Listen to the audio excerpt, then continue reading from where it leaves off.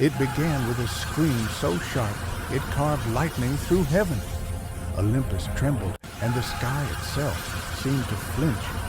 They said the sound came from Zeus, the immortal, the invincible, the king of all gods, clutching his head as if an axe were wedged behind his eyes. And when that skull cracked open like a thundercloud, she erupted from within.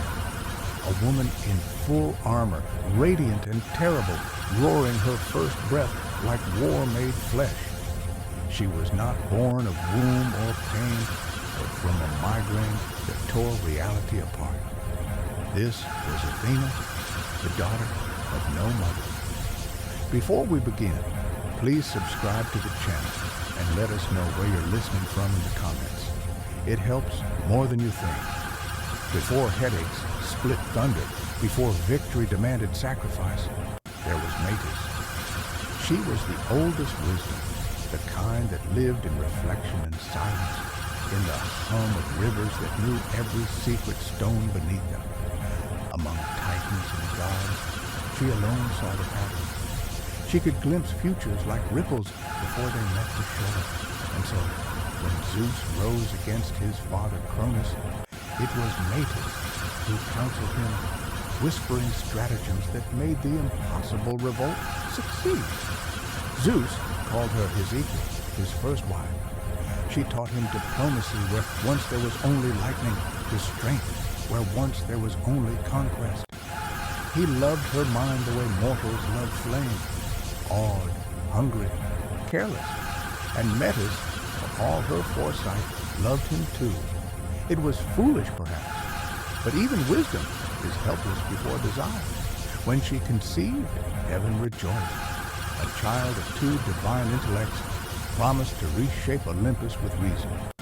Prophets called it a holy birth that would end the cycles of violence, the child of thought and power united. But not all prophecies speak truth in daylight. Some come crawling in shadow. The fates visited Metis at night, their fingers spinning threads that shimmered like veins of silver. Beware, wise queen, the eldest warned. The child you carry is not your gift, but your undoing. Zeus, hidden in the dark and listening as he always did, froze. The second fate whispered, if the child be a daughter, she will rival her father in cunning and rule beside him. The third, voice thin as death's breath, added, but if a son, he will overthrow him, as he did Cronus, and as Cronus did Uranus before. A cycle, unending, inevitable. Sons destroying fathers, power consuming itself. Zeus could not bear the thought. He had fought too bitterly, too long to reclaim order from chaos. No child would unmake it, not his, not hers. Metis slept beside him that night, her hand on her rounded stomach, dreaming of family. Zeus lay awake, eyes open to the void. He could almost feel time closing in, the prophecy tightening like a noose. For days, Zeus moved through Olympus as a man haunted. He spoke lightly, laughed often, but his eyes darted with suspicion, his smiles too tight. Metis noticed. How could she not? Wisdom was her nature. You fear something, she said gently. Tell me what you've heard. But Zeus, ever the strategist, turned the question aside. I fear only for you and our child, he lied. The fates twist every joy into dread. Let's guard what's ours. Metis smiled sadly. You cannot outwit prophecy, Zeus, but you can choose how to endure it. He almost believed her, almost. And then the vision came. One night, as he slept, he dreamed of thunder devouring its echo, the sun consuming the father again and again until only void remained. When he awoke, the dream clung to him like smoke. He could still hear the fate's words echoing. If a son, he will overthrow him. Paranoia is a god's disease. It feeds on immortality. With eternity stretching before him, Zeus imagined end after end, all at his own hands. He sought counsel from Gaia, whose ancient roots ran deeper than his reign. Her voice came from the earth, thick and rumbling. "You fear your child?" she asked. "Then consume your fear before it consumes you." And he understood, or rather, he rationalized. The unborn child could not dethrone him if it never drew breath, not outside, not apart. So Zeus waited until Metis rested, heavy with life, then called to her in honeyed tones, "Come close, my love. I've dreamt of joining our essences forever. What could be more eternal than union?" She leaned in, smiling, unguarded. It happened in a blur. His jaw unhinged with divine elasticity, lightning cracking along his throat, and with a single inhalation that shook heaven and sea, he swallowed her whole. The sky went silent. Inside him, the air thickened. Metis did not die. She diminished, folded inward, then vanished into the maelstrom of his being. Her voice echoed once, soft and distant. "You cannot destroy wisdom. You can only imprison it." Zeus stood motionless amid Olympus, throat glowing faintly from within. Every god and goddess had seen the flash, but none dared speak. To them it was another mystery of the king's will, another act of power beyond comprehension. They did not see the horror in his eyes, for within him Metis lived, trapped, conscious, pulsing like thought itself. Her presence pressed at his mind, whispering logic he could no longer distinguish from his own. When he spoke, his words carried her rhythm. When he planned, her intellect sharpened his instincts. It was as though part of him had multiplied and turned inward, feeding itself. At first, Zeus felt exhilaration. He had contained wisdom. He was both king and counsel now. But as seasons passed, triumph eroded into torment. The whispers grew louder. Sometimes it was Metis's voice weeping. Other times it was the echo of something new, an intelligence blooming where flesh was never meant to bear life. It spoke not words, but pulses, stirrings behind his temples, radiant and relentless. At night, Zeus dreamed of eyes opening inside his skull. When he tried to eat, his jaw cramped. When he tried to rest, fire danced beneath his eyelids. Something inside was growing. There are many ways for gods to go mad, but none so excruciating as being rewritten from within. Each sunrise brought new torment.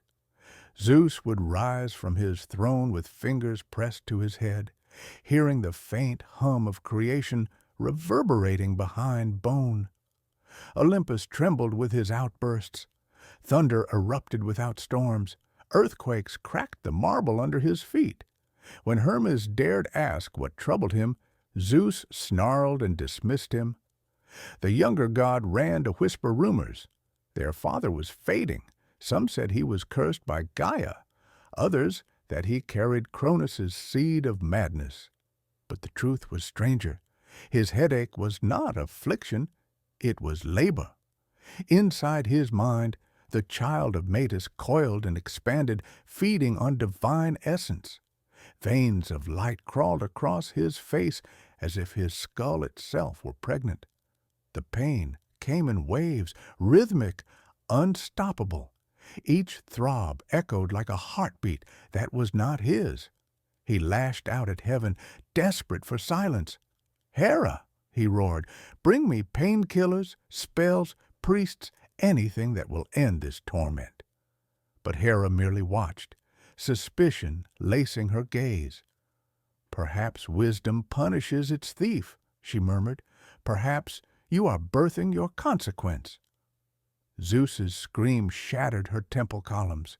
Still, the agony grew. He begged Apollo, god of healing, to drain the pain.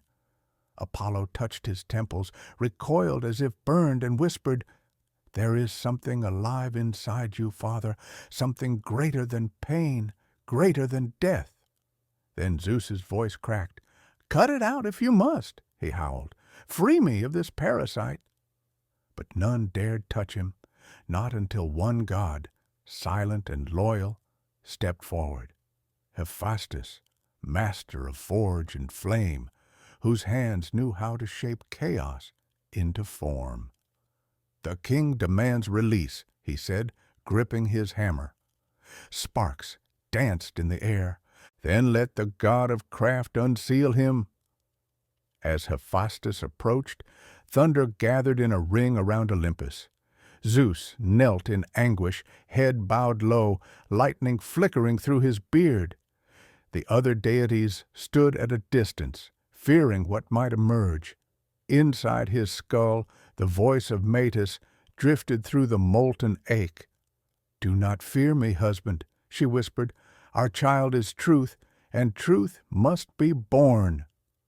The pulsation quickened like fists pounding on iron walls from within.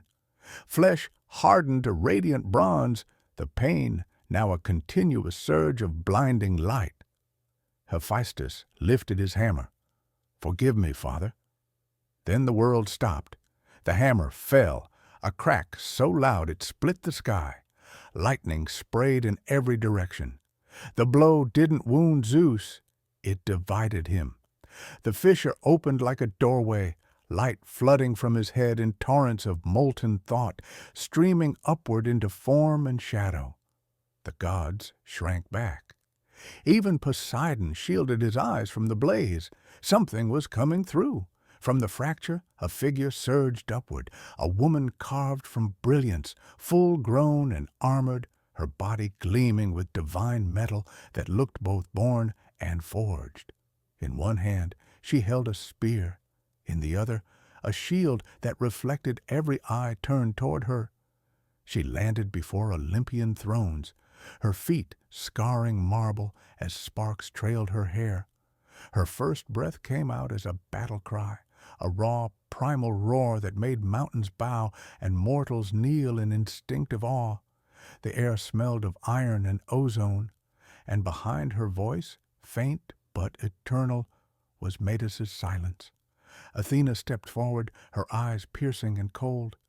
"I am thought and war, wisdom and strategy," she declared, "born from no womb, carved from mind and storm. I am my mother's genius, my father's might." Zeus staggered, panting. The pain had vanished, replaced by a void. Yet within that void he felt her presence, a fragment of Metis still whispering deep in his core. He understood too late that swallowing wisdom had never claimed it. It had only changed its shape. And now it stood before him, independent, indomitable. Hera whispered from afar, "A daughter, not a son. You feared nothing, and birthed power itself." Athena turned toward her father. "You tore wisdom apart to keep it from overthrowing you," she said, her tone neither cruel nor kind. "But you cannot destroy what defines gods or mortals.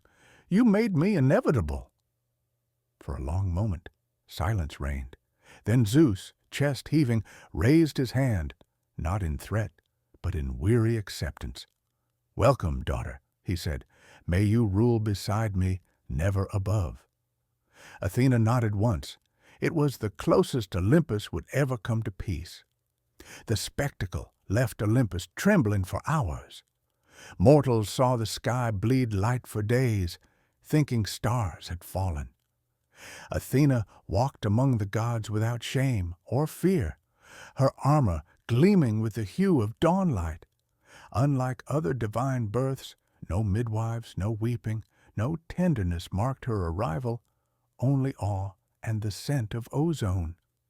She approached the forges of Hephaestus, thanking him in a voice like tempered steel. "You split my father's skull," she said, "yet you freed me. The art of creation requires destruction." Hephaestus bowed, feeling something new bloom within Olympus, respect for craft, for intellect, for precision. Her gaze carried command without cruelty, intelligence without deceit. Elsewhere, Zeus hid his trembling hands. Each time he closed his eyes, he saw flashes of Medus's face dissolving, heard the muffled hum of her consciousness still alive inside him. The knowledge gnawed at him. He had not killed her. In birthing Athena, he had sealed her away forever. That night, as thunder rolled faintly across heaven, he whispered to the void within him, "Are you still there?" A sigh answered, fleeting as wind through clouds. Yes, and always. Time healed Olympus, but never erased its unease. The tale spread through every corner of the world. A woman born from the skull of the Sky King, armored at birth, bearing the wisdom of one parent and the paranoia of the other. Athena became patroness of reason, warfare, invention, and law. Her temples rose where cities dared to think rather than merely worship. She taught mortals to shape tools, weave strategies, and revere intellect over impulse. To her, power without wisdom was monstrosity. Zeus, despite his pride, came to value her counsel, but he spoke her mother's name never again. Deep inside him, Metis remained, a ghost of logic bound in lightning, shaping every decree he gave, every fear he felt that his reign would one day end. In the end, the prophecy had not lied. Medus's offspring did surpass him, not by overthrow, but by transcendence. Athena ruled through wisdom rather than tyranny, her victories earned without bloodlust. Yet her birth left a scar upon Olympus, a reminder that even immortality is vulnerable to its own conscience. The gods often claim perfection, but Athena's origin whispers otherwise, that creation and consumption, love and destruction, parent and child, all are interwoven. Zeus swallowed wisdom to keep power. From his mistake rose a goddess who proved that wisdom cannot be devoured. And somewhere within the storm, a mother's voice still whispers, endless and unseen, guiding her daughter through every battle of mind and soul. Athena was born from pain, but became peace after ruin. Born from a god's fear, she became the wisdom that outlived it. If you like this story, please like this video, subscribe to the channel, and share your impressions of this story in the comments. To listen to the next story, click on the box on the left. Thank you for watching.